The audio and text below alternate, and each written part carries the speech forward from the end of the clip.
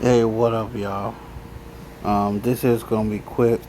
They actually gave an update on the Charlie Kirk shooting. Shout out to ABC News. Let's get it. Report.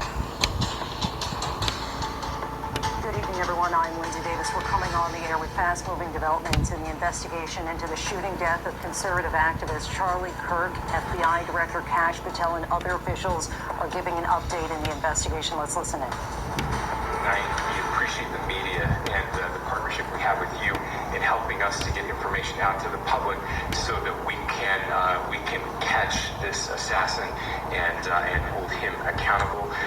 We are going to share a portion of a video and that we have of the Tonight, the breaking new details of the assassin, as well as some new stills. Those have already been released, but we want to make sure that they get as much attention as possible so that we can get help from the public in tracking down this evil human being. So we're going to cue up the video right now. But did you get his DNA off the weapon? Since the weapon was left behind? Thank you, Governor. Paul Mason, Commissioner for the Utah Department of Public Safety. If you look up to the top left, you'll see the building where the shooter was proned out in the top left corner. We'll go ahead and play that video, and I'll narrate it as we walk through that. So here you see that the suspect ran behind that upper building. He's going to come out on the right, moves to this far right corner. As he does, he's going to climb off the edge and then drop down to the ground. As he did that, he left some palm impressions. There's some smudges, some places we're looking to collect DNA. There's a shoe imprint where we believe the suspect is clearly identified as wearing Converse tennis shoes. Again, we'll replay that again so you can get another view of that. It's important to note his black t-shirt, his black pants, and there appears to be some white on the soles of those Converse tennis shoes. Those are all identifiable items that we're looking for. In the stills that are going to follow this, you're going to see a very distinctive t-shirt with an American flag. It appears to have an eagle on it. There's also a baseball cap with a triangle on it and a pair of sunglasses. All distinctive, all things that we would ask the public to look for and try to identify if they know someone who has those items, who has been seen wearing those items. We're looking for all that information. Here you see the suspect after dropping off the building. He moved around across this grassy area, around the parking lot. We're going to pan to the right.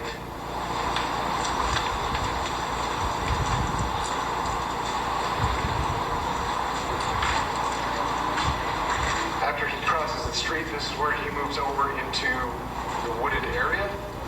This is the video evidence that we utilize to track his movements and to locate that firearm in that wooded area following the discovery of this evidence. Good. You want to go to the stills? So here's the still photographs I mentioned. These have been enhanced. So these are slightly different than what we introduced earlier. Please pay close attention to the t-shirt. Like I said, very distinctive with that American flag and that eagle. The hat with the triangle and the sunglasses. If you go to the next picture, please. The backpack as well. All identifying features that we're hoping the public can help us identify and lead us to this suspect. Next picture.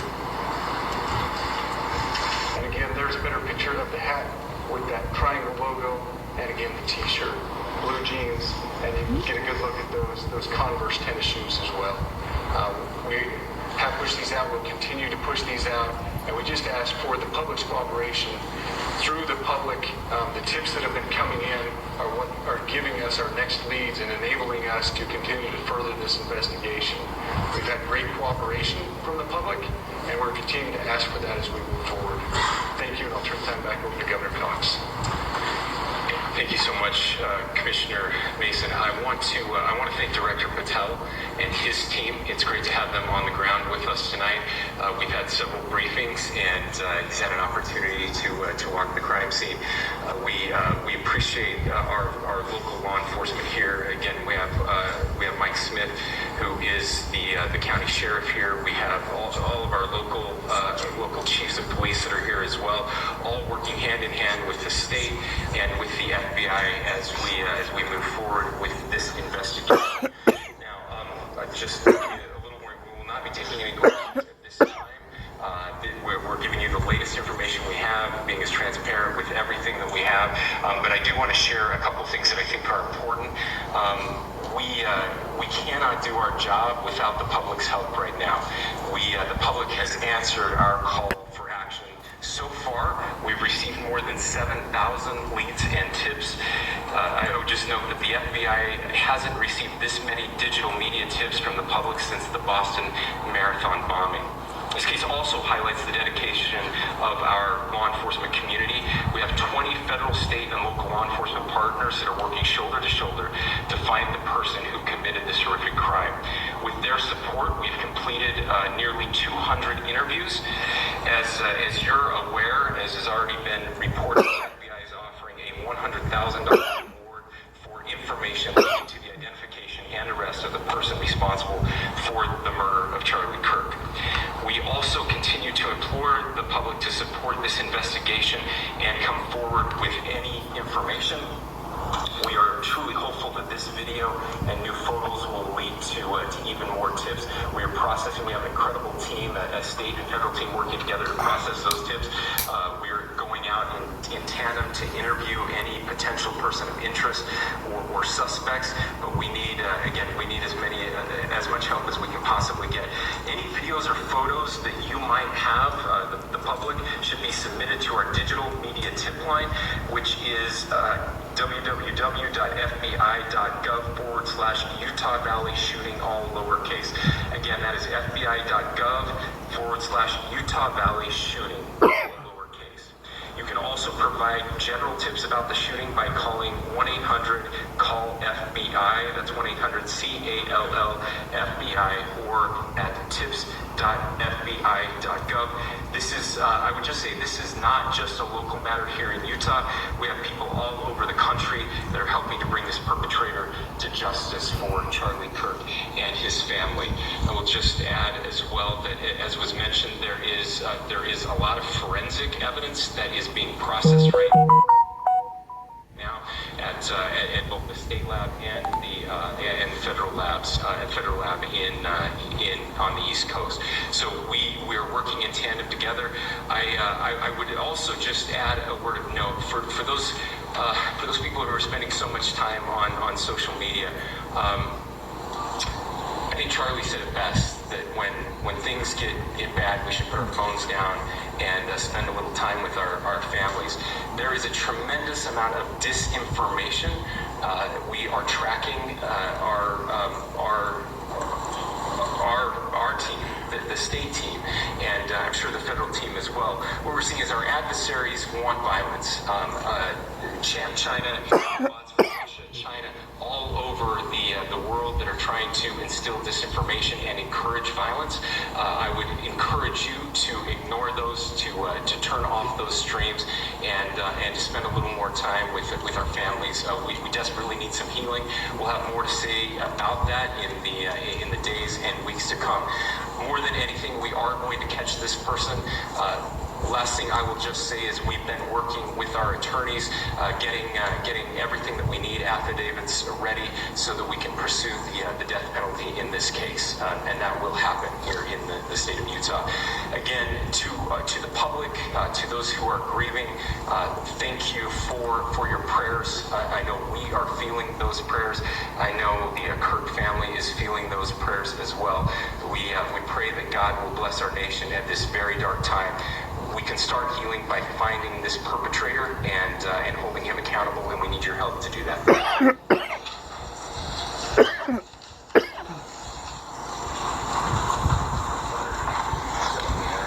And there you we see FBI Director Kash Patel walking out. We just heard, of course, from Governor Spencer Cox of Utah saying, we are going to catch this person. We will pursue the death penalty in this case.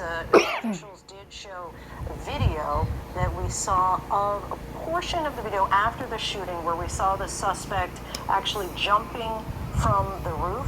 You see it right there. He goes to the corner, jumps down, ends up in the grass. They talked about how they've been able to determine a shoe print, saying that he was wearing Converse tennis shoes. He's then going to walk pretty casually across the grass here and ultimately walk across the street.